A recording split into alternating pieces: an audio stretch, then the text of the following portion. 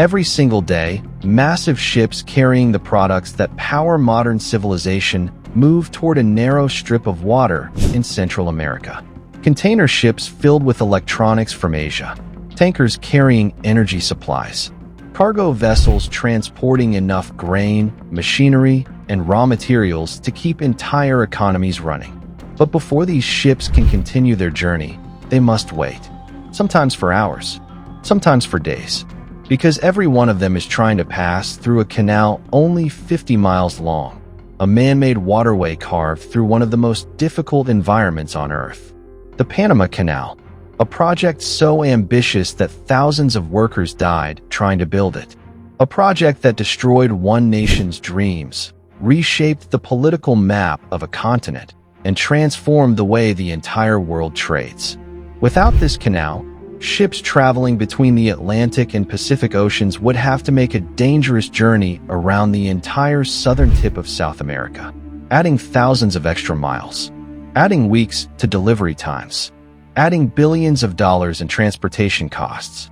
A single shortcut through a tropical jungle became one of the most important pieces of infrastructure ever created. Because the Panama Canal doesn't just move ships, it moves economies. It influences the price of goods in stores thousands of miles away. It determines how quickly resources reach nations. And it proves one powerful idea. When humans conquer geography, they don't just change landscapes. They change the future. This is the story of how the Panama Canal was built, the lives it cost, the battles fought over its control, and how a 50-mile channel continues to hold a powerful position at the center of global trade. Before the Panama Canal became an American engineering achievement, another nation tried first. France believed it could do what many thought was impossible: cut a waterway through Panama and connect the Atlantic and Pacific Oceans. In 1881, Ferdinand de Lesseps, the legendary engineer behind the Suez Canal, arrived with confidence. After transforming global shipping with Suez, he believed Panama would become his next great victory. But Panama was nothing like Egypt. Instead of flat desert, engineers faced dense jungle, mountains, endless rain, and unstable ground. The greatest enemy was not the terrain itself, it was disease. Thousands of workers were killed by yellow fever and malaria, illnesses that scientists did not yet understand. They had no idea mosquitoes were spreading the deadly infections. Then nature fought back. The Chagres River flooded construction sites. Landslides buried equipment and workers. Months of progress disappeared in a matter of hours. The French had entered Panama believing they were building the future. Instead, they found themselves battling an environment they could not control. By 1889, the project collapsed. The company went bankrupt, hundreds of millions of dollars were lost, and thousands of workers had died. The dream that was meant to prove human ambition had become a symbol of failure. Ferdinand de Lesseps, once celebrated as a genius, left behind a ruined reputation. For years, many believed the Panama Canal would never be built. But the story was only beginning. At the beginning of the 20th century, the United States saw something the French had failed to achieve. A canal through Panama was not just an engineering opportunity. It was a strategic necessity. The world was becoming increasingly connected. Trade was expanding. Naval power was becoming more important. And controlling a shortcut between two oceans could change the balance of global influence. But there was one major problem. Panama was not an independent nation. It was a province of Colombia. The United States negotiated with Colombia for the rights to build and control a canal zone. But when Colombia refused to approve the agreement, American leaders looked for another path. In 1903, a Panamanian independence movement emerged. With American naval forces positioned nearby, Colombia was unable to stop the separation. On November 3, 1903, Panama declared independence. Soon afterward, the newly created Panamanian government signed a treaty with the United States allowing America to build and operate the canal. The agreement gave the United States control over a 10-mile-wide area known as the Panama Canal Zone. From the American perspective, it was the opportunity needed to complete a project that had already defeated one major power. But for many Panamanians, The arrangement created decades of tension. A foreign-controlled territory now existed inside their own country. The canal was becoming more than an engineering project. It was becoming a symbol of power, influence, and national identity. With political control secured, American engineers entered the same jungle that had destroyed the French effort. But before they could move mountains, they had to defeat something much smaller, something almost invisible: the mosquito. Before the United States could cut through mountains and build massive locks, it had to win a different kind of war. A war against something smaller than a fingernail: the mosquito. During the French attempt, thousands of workers died from yellow fever and malaria. But the cause remained a mystery. Many believed the diseases came from poisonous air, dirty conditions, or the tropical environment itself. The Americans approached the problem differently. One man would change the entire future of the canal: Colonel William Gorgas.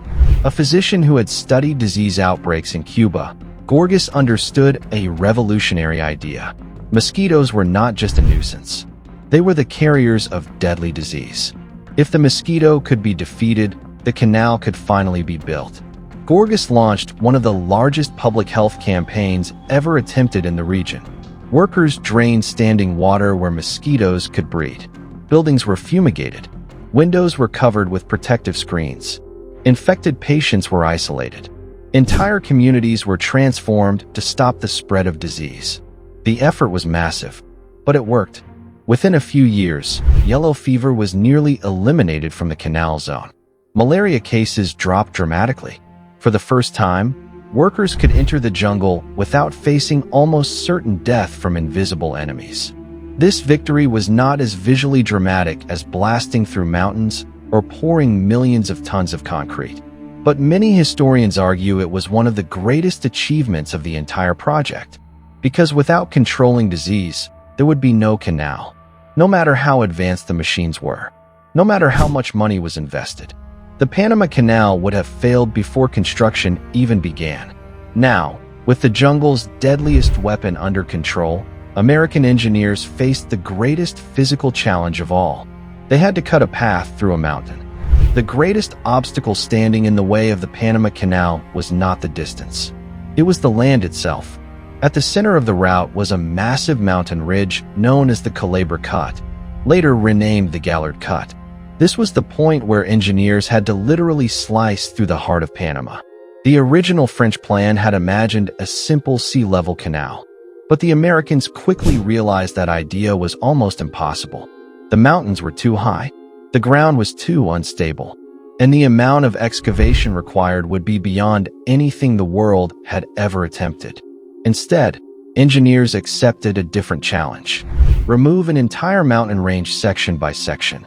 Workers operated massive steam shovels, some of the most advanced machines of the early 20th century. Day and night, they dug into rock and clay. Trains carried away millions of cubic yards of material. But the mountain fought back. The soil around the cut was unstable. Heavy rainfall caused enormous landslides. Sometimes, after months of excavation, entire sections collapsed overnight. Millions of tons of earth would slide back into areas that workers had already cleared. Engineers had to redesign routes repeatedly.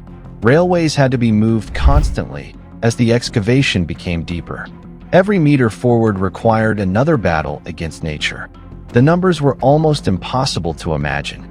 The project moved approximately 268 million cubic yards of earth and rock, more material than any construction project in history at that time.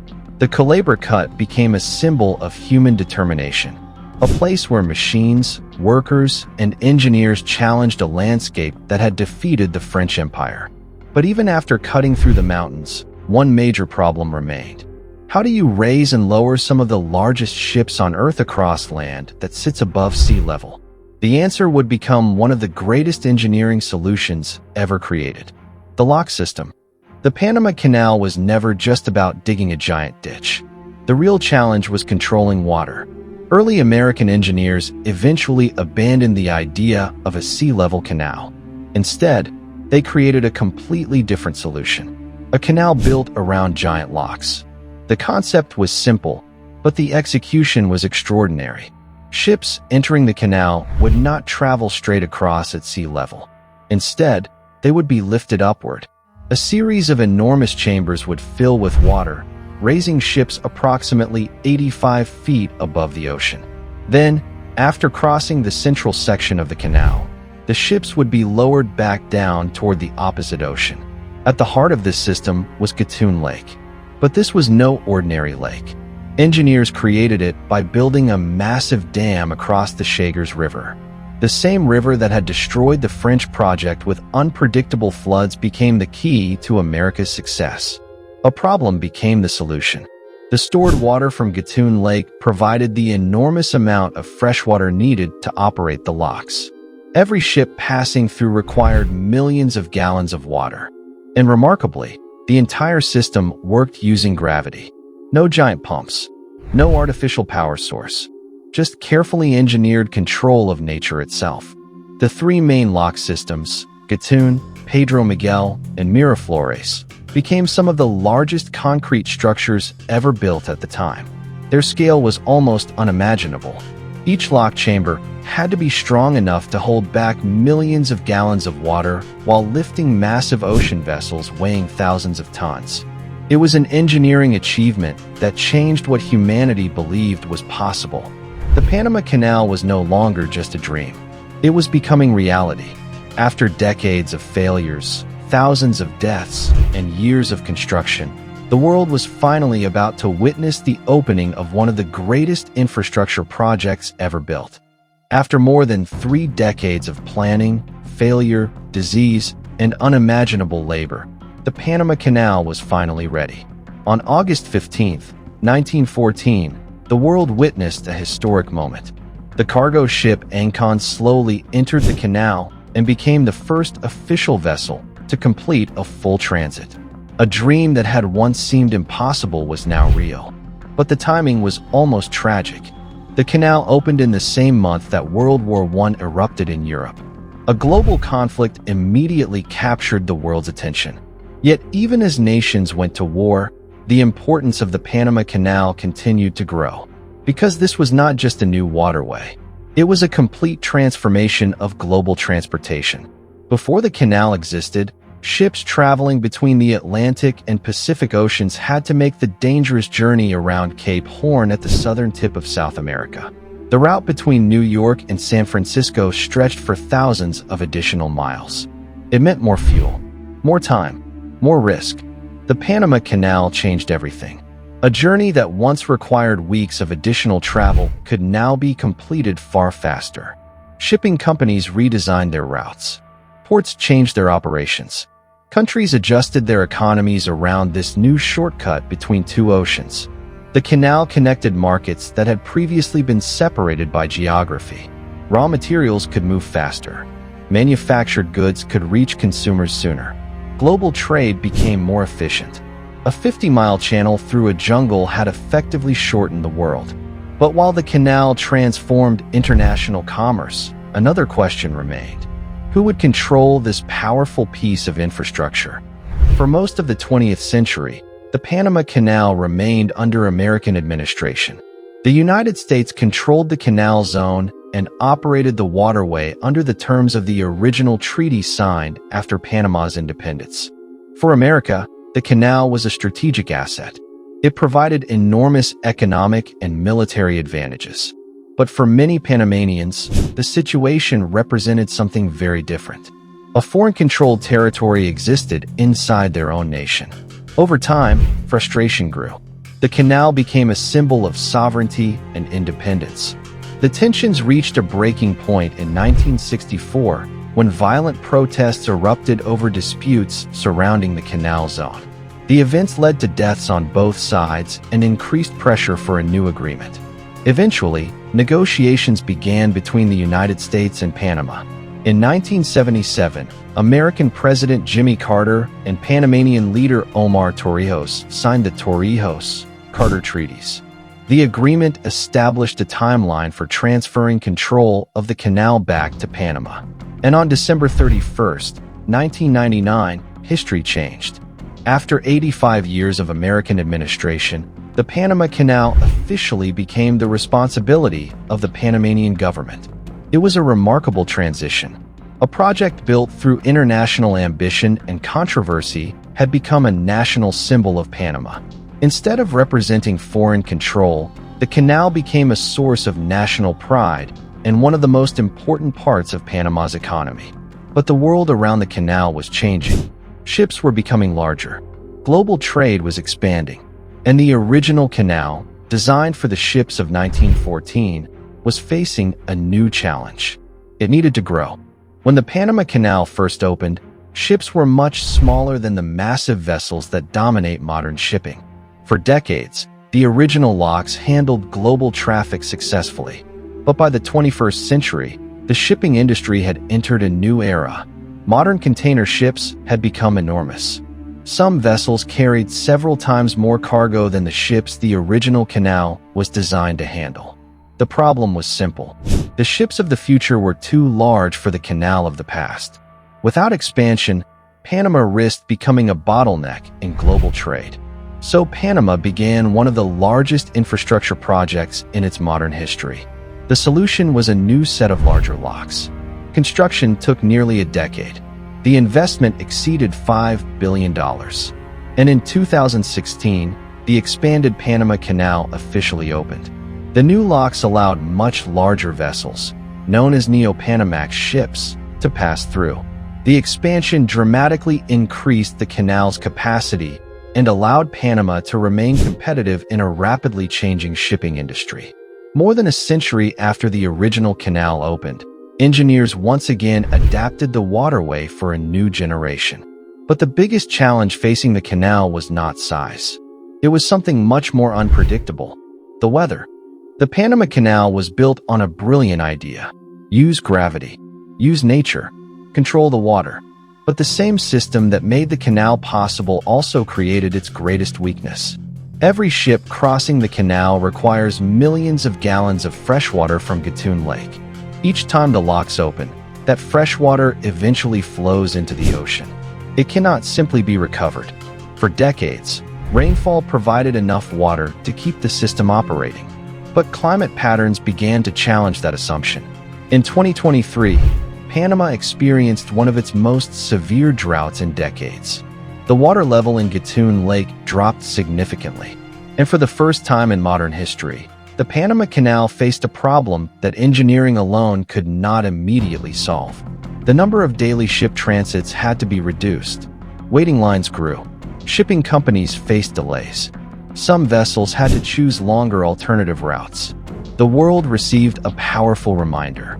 Even the greatest engineering achievements on Earth remain connected to nature. The canal that conquered geography was now being challenged by climate. A structure built more than a century ago had to adapt to a rapidly changing world. Today, the Panama Canal remains one of the most important transportation routes on Earth. Thousands of ships pass through its locks every year. They carry energy supplies, agricultural products, manufactured goods, and the materials that keep modern economies moving. A disruption in this narrow waterway can affect shipping costs, delivery times, and markets around the world. The canal is more than a shortcut. It is a reminder of how infrastructure shapes civilization. It represents the ambition of the French engineers who failed, the determination of the workers who built it, the political struggles surrounding its control, and the ability of humanity to reshape the planet through engineering. A 50-mile channel changed the distance between oceans. It changed the speed of trade, and it changed the balance of global power. The Panama Canal does not dominate headlines every day. It does not look as dramatic as a battlefield or as powerful as a modern city skyline. But every ship waiting in line to pass through its locks tells the same story. The world economy is still connected by a path carved through a jungle more than 100 years ago. A place where human ambition defeated impossible geography. A place where power was built, transferred, and transformed. Because power does not disappear. It echoes.